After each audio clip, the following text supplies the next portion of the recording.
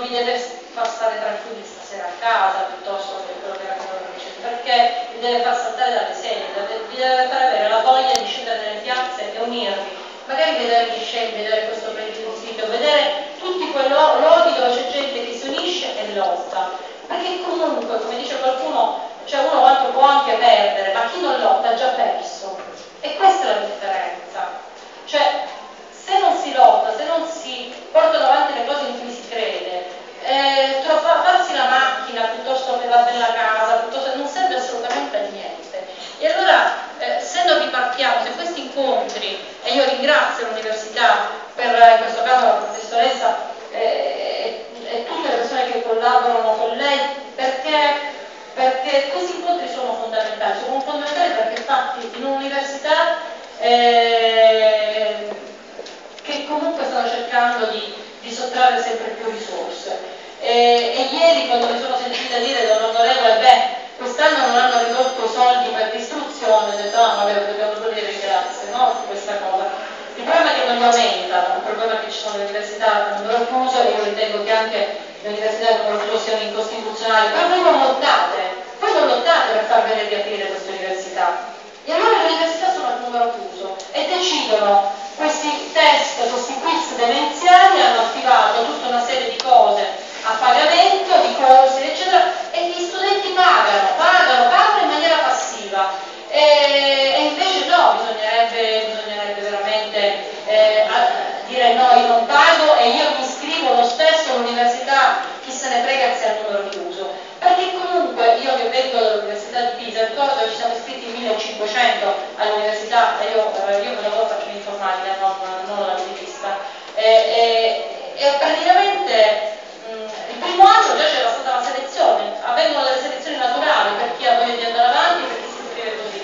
Quindi se non capiamo queste cose, io potrei parlare che il MUOS non è anticostituzionale, che in questa terra succede che ci sono delle aziende che non hanno il certificato antimafia, che in tutta Italia non potrebbero lavorare, ma possono lavorare all'interno di quella base statunitense, che attenzione, per i patti internazionali comunque, anche se il committente è statunitense, deve rispettare le leggi italiane. Per cui abbiamo persino permesso che un'azienda senza certificato antimafia potesse lavorare all'interno del territorio italiano. Tutto questo nell'indifferenza delle istituzioni. Non c'è stato un magistrato che ha fatto partire la denuncia, non c'è stato un presidente che è andato a denunciare, non c'è stato un ministro che è andato. E allora poi cosa vi interessa di tutto questo? Se pensiamo, non so Antonio se è ancora attiva questa idea che a Messina dovevano mettere qui proprio al porto, però c'è stata un'idea che qui dovevano mettere dovevano utilizzare il porto per smantellare le navi provenienti dalle guerre, quindi piene di materiale radioattivo e tossico, e la gente diceva per 200 posti di lavoro si fa, certo, ma però se mi prendo la leucemia io non so cosa me ne faccio del posto di lavoro, e quindi tutte queste dinamiche ho perso il filo. Comunque, se non sentiamo nostro questo problema, se non riusciamo a sentire che questi argomenti ci riguardano, io vi posso spiegare di tutto. Lui vi ha spiegato che è stato sbancato un'intera seghereta, ma bisogna che queste cose voi le sentiate sulla pelle, che noi le sentiamo sulla pelle come ingiustizia. E allora io, siccome è impossibile sintetizzarvi cos'è il MUOS in poche parole, credo che siamo più o meno a chiudere, vorrei lasciare per la chiusura la parola a Samantha. Qua ci sono dei fogli che spiegano cos'è il coordinamento, c'è un sito che si chiama muos.info dove vi potete documentare. La cosa che vi voglio dire è che la lotta contro il MUOS interessa anche voi, perché se in questa terra c'è un ministro della difesa, e sentite bene cosa dice il ministro della difesa.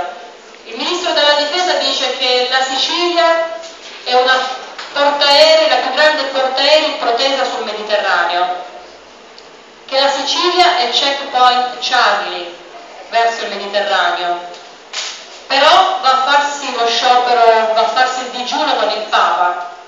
No, non giorno per il Papa, perché se dici che la Sicilia è la più grande portaerei sul Mediterraneo e dici che il MUOS è una cosa che serve a noi e dici che noi siamo il checkpoint Charlie, per chi non lo sapesse il checkpoint Charlie era il checkpoint che divideva Berlino Ovest da Berlino Est, quindi noi siamo un muro e non una porta aperta sul Mediterraneo, vuol dire che hanno deciso il futuro di tutti noi, cioè noi non possiamo più vivere delle nostre economie, perché o si fa la guerra o si vive in un'economia con la concorrenza, perché ci sono gli aeroporti sotto scacco, da più di 2 anni credo che Fontana Rossa e Trapani Birgi vivono in una situazione di precarietà.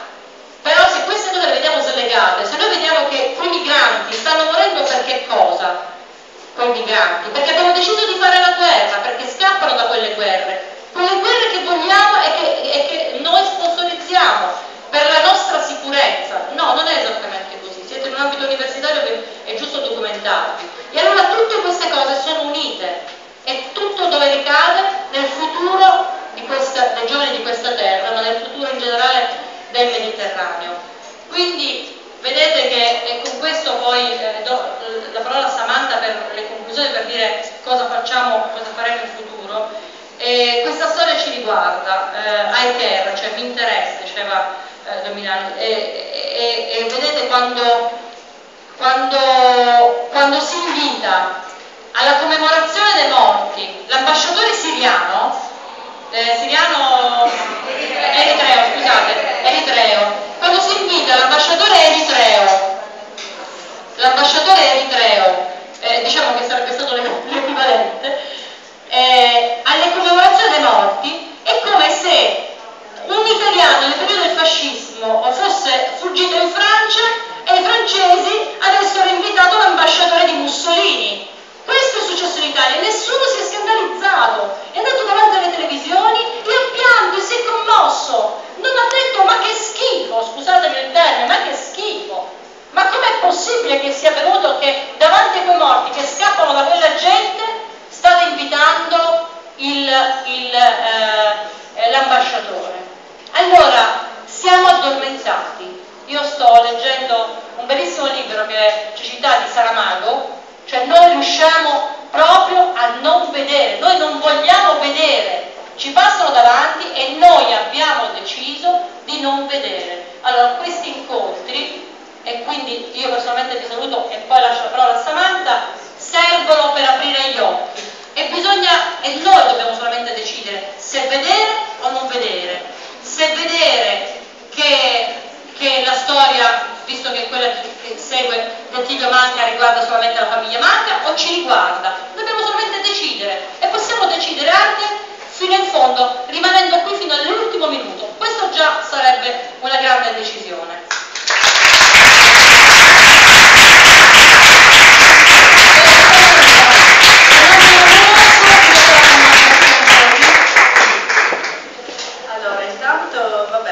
Intanto vi invito, come diceva Nadia, a prendere coscienza e a rendersi conto che la forza, le decisioni dal basso hanno una grande potenza, un grande valore. Noi con le nostre decisioni, con la nostra determinazione possiamo cambiare le cose, questo è poco ma sicuro. Noi come mamme di Caltagirone, insomma come gruppo di Caltagirone stiamo monitorando il circondario di Caltagirone a livello sanitario. L'abbiamo chiesto al sindaco, il sindaco è d'accordo e questa anche sembrerebbe una lotta incredibile, però lo vogliamo fare per prendere coscienza e far prendere coscienza al territorio di cosa abbiamo, perché c'è un allarme sanitario incredibile. I farmacisti ci chiamano e dicono che dalle ricette si vede, che si evince che l'incidenza è aumentata, proprio i farmaci per il tumore, soprattutto per i bambini. Di recente a Niscemi è morto un uomo di 56 anni e un bambino aveva leucemia. E si susseguono, è una cosa incredibile. Dopodiché l'altra stiamo monitorando, perché questa è la lotta più attiva, perché la GOU a giorni dovrebbe rientrare alla base, per cui che ultimeranno la base, perché mancano le parabole finali. Per cui questa è l'azione diretta che dà forza al nostro movimento. Grazie.